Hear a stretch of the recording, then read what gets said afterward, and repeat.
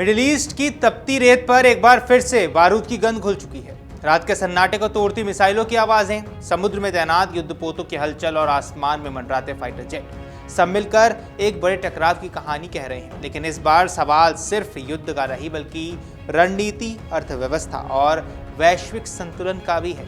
क्या ये युद्ध अपने निर्णायक मोड़ की तरफ बढ़ रहा है या फिर ये सिर्फ एक बड़े खेल की प्रस्तावना है? करीब एक महीने से अमेरिका और इजराइल के साथ ईरान का टकराव जारी है।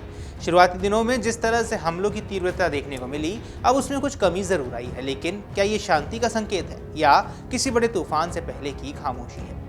इसी बीच अमेरिका के राष्ट्रपति डोनाल्ड ट्रंप ने 5 दिन की बातचीत का ऐलान किया है। लेकिन क्या ये बातचीत सच में सिर्फ शांति के लिए है या रणनीति बदलने का एक बहाना है? क्योंकि इसी दौरान अमेरिका ने अपने 5000 मरीन सैनिकों और 82वीं एयरबोर्न डिवीजन को पश्चिम एशिया की ओर रवाना किया है। सवाल उठता है, अगर बातचीत ही करनी थी तो इतनी बड़ी सैन्य ताकत क्यों? कुछ सैन्य विश्लेषकों का मानना यह भी है कि यह कदम असल में अमेरिका की बदलती हुई रणनीति का हिस्सा है। तो क्या ट्रंप प्रशासन युद्ध को एक नए स्तर पर ले जाने की तैयारी कर रहा है? और अगर हाँ, तो उसका अगला निशाना क्या हो सकता है? यहीं से कहानी में प्रवेश होता है एक छोटे लेकिन बेहद अहम द्वीप, खर्ग द्वीप का।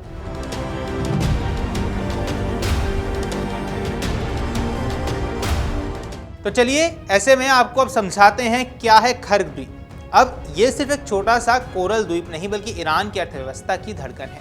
ईरान का लगभग 90% कच्चा तेल यहीं से निर्यात होता है। इसकी क्षमता करीब 70 लाख बैरल प्रतिदिन मानी जाती है। समुद्र से नीचे बिछी पाइपलाइनों के जरिए ये दक्षिण ईरान को तेल क्षेत्र से जुड़ा हुआ है।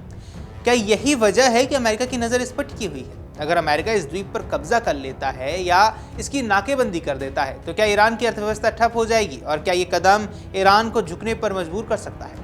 अब रिपोर्ट्स के मुताबिक पेंटागन खर्ग द्वीप पर जमीनी हमला करने के विकल्प पर गंभीरता से विचार कर रहा है। लेकिन क्या ये इतना आसान होने वाला है? क्या अमेरिका अपने सैनिकों को सीधे ईरान के इतने संवेदनशील इलाके में उतारने का जोखिम उठाएगा? पूर्व नाटो कमांडर एडमिरल जेम्स स्टोवडिस का मानना है कि अमेरिका बिना जमीनी हमले किए भी इस द्वीप के तटीय नाकेबंदी कर सकता है। तो क्या ये रणनीति ज्यादा सुरक्षित और प्रभावी है? क्योंकि इससे न सिर्फ ईरान का तेल निर्यात रुक जाएगा बल्कि अमेरिकी सैनिकों की जान भी खतरे में नहीं पड़ेगी। लेकिन सवाल ये भी है कि क्या ईरान इतनी आसानी से ये सब होने देगा? अमेरिका की तैयारी पर नजर डाले तो तस्वीर साफ होती है। 82वीं एयरबोर्न डिवीजन के हजारों पैराट्रूपर्स और मरीन यूनिट्स को तैनात किया गया है। ये मरीन यूनिट समुद्र के तट पर तेजी से हमला करने में माहिर होती है।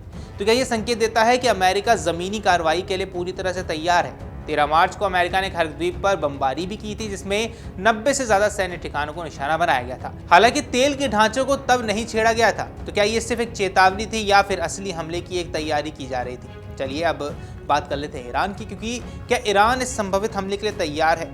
रिपोर्ट्स जो कुछ बता रही हैं आपको वो समझाते हैं। अब यहाँ रिपोर्ट्स बताती है कि ईरान ने खर्ग द्वीप पर एक किले में बदलना शुरू कर दिया है।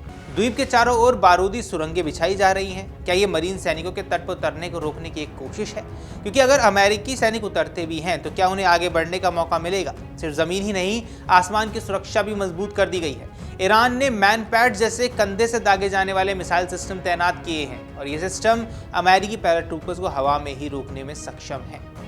अगर अमेरिका यहाँ हमला करता है तो ईरान का जवाब आखिर क्या कुछ हो सकता है, ये भी सवाल है। दरअसल खर्ग द्वीप ईरान के तट से सिर्फ 15 से 20 मील की दूरी पर है। यानी अगर युद्ध शुरू होता है तो ईरान को जवाब देने में ज्यादा समय नहीं रहेगा। बैलिस्टिक मिसाइल, ड्रोन, तोपखाने और यहाँ तक कि आत्मघाती नौकाओं तक की तैयारी की जा चुकी है। तो क्या ये संकेत है कि ईरान इस लड़ाई को हर हाल में निर्णायक बनाना चाहता है?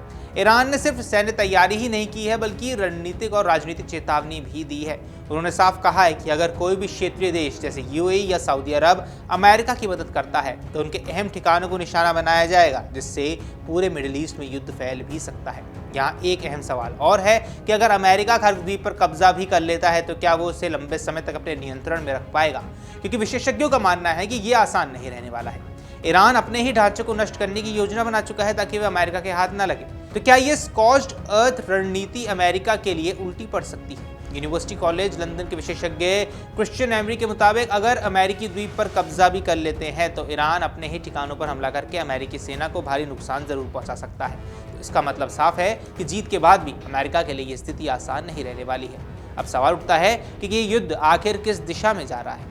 क्या ये सिर्फ एक क्षेत्रीय संघर्ष है या फिर वैश्विक आर्थिक और राजनीतिक संतुलन को बदलने वाला संकट है? क्योंकि हॉर्मुज़ जलडमरू मध्य से होकर दुनिया का एक बड़ा हिस्सा तेल का गुजरता है। अगर ये रास्ता बंद होता है तो क्या पूरी दुनिया में तेल संकट खड़ा हो सकता है, क्योंकि ईरान ने तकरीबन 5 देशों के लिए ये रास्ता खोल जरूर दिया है।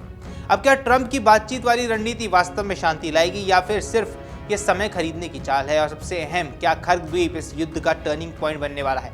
इन सवालों के जवाब अभी भविष्य की गर्भ में है, लेकिन इतना तय है कि मिडिल ईस्ट की ये जंग सिर्फ गोलियों और मिसाइलों की नहीं बल्कि रणनीति, अर्थव्यवस्था और सत्ता संतुलन की भी जंग है। और आने वाले दिन ये भी तय करने वाले हैं कि इस संघर्ष में कौन भारी पड़ेगा, सैन्य ताकत, आर्थिक दबाव या कूटनीतिक चालें। बाकी आपको क्या कुछ लगता है हमें कमेंट सेक्शन पर जरूर बताएं। फिलहाल तो इस वीडियो में इतना ही। नमस्कार। अगर आप ये वीडियो YouTube पर देख रहे हैं तो हमारे चैनल को सब्सक्राइब कर बेल आइकन दबाएं और Facebook पर देख रहे हैं तो हमारे पेज को लाइक करें।